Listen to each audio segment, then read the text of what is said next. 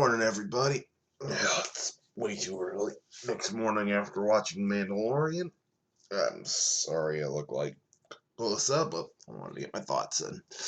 So, wife and I sat down and watched this last night. Within the first 5 minutes, we were like, this is better Star Wars than we've seen since Disney took over. Quite frankly, she summed it up best. The sets look amazing. The costumes look amazing. There are more aliens in the first 5 minutes than there were almost in the entirety of every single Star Wars movie that Disney's put out. I mean, this looks like Star Wars. And it looks like the old Western gritty Star Wars that other people have talked about. This was good. Hard recommend.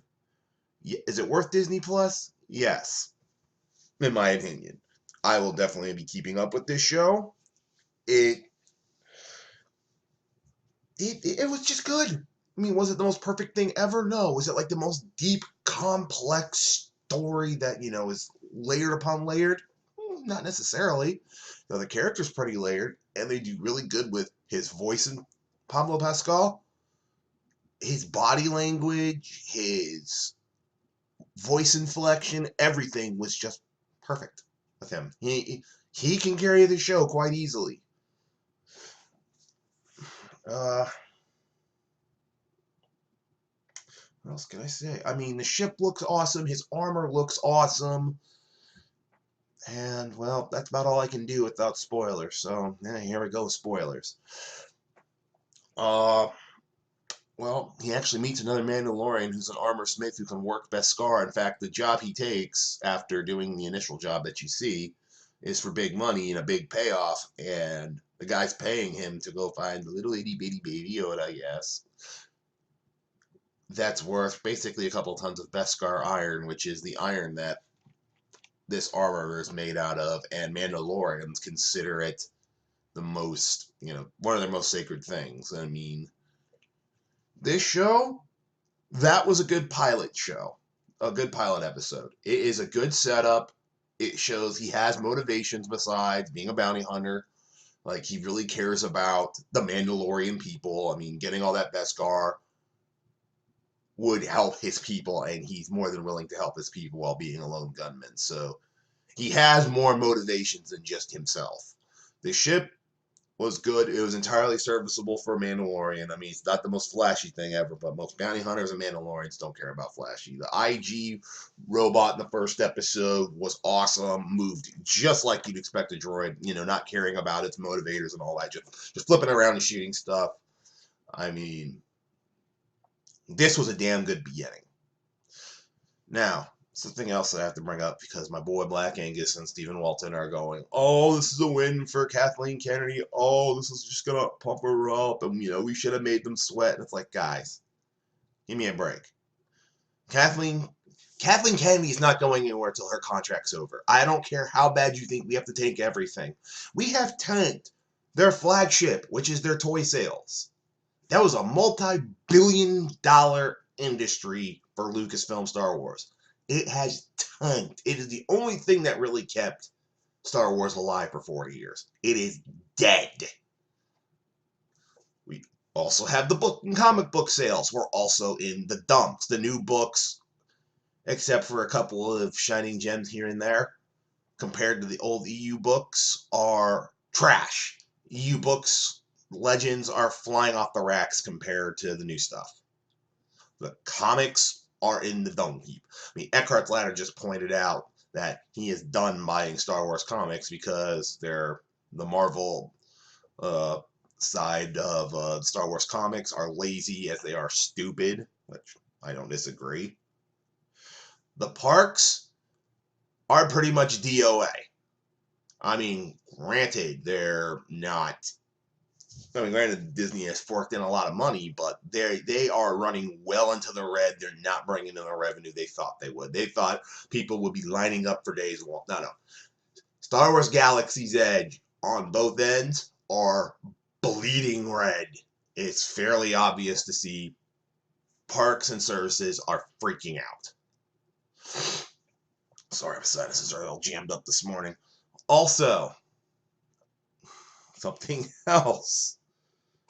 that has tanked. Yes, Resistance, Star Wars Resistance has been canceled, Angus. I just want you to know that. They said they did a season 2 because they already did all the artwork and all the voice acting, but after season 2, Resistance is done. It's been canceled. They have no viewership. No one's watching it. So I want to make this very clear. For Kathleen Kennedy, she has cost Lucasfilm and Disney billions in revenue. Guess what? She's still there. I mean, look at the DC movies. Zack Snyder got canned after BVS. The guys that came in to replace him got kinked after Justice League. The only reason Mr. Hamada is there right now is because every single movie has made money since then. So if Kathleen Kennedy has cost billions upon billions of dollars to Lucasfilm, and she hasn't been fired now, she ain't gonna get fired.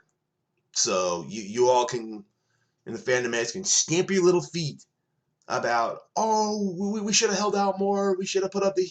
We've already cranked up the heat to 11. Iger ain't budging on Kathleen Kennedy. I don't think he ever is. So we could have tanked the Mandalorian. It still wouldn't have done anything. She still would be there. For better or for worse, and this is the thing I want all the fandom heads to understand, for better or for worse, we are stuck with Kathleen Kennedy until she decides to leave. It is what it is.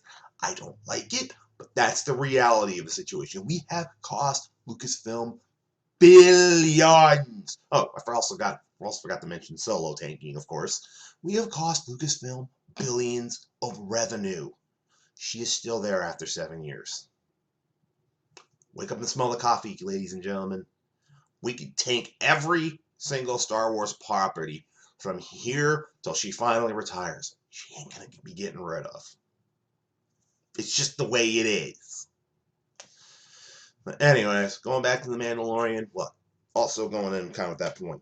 If we want good Star Wars like this, we have to support it. We've already voted with our wallets, and Disney heard us loud and clear. That's why we got finally something like this.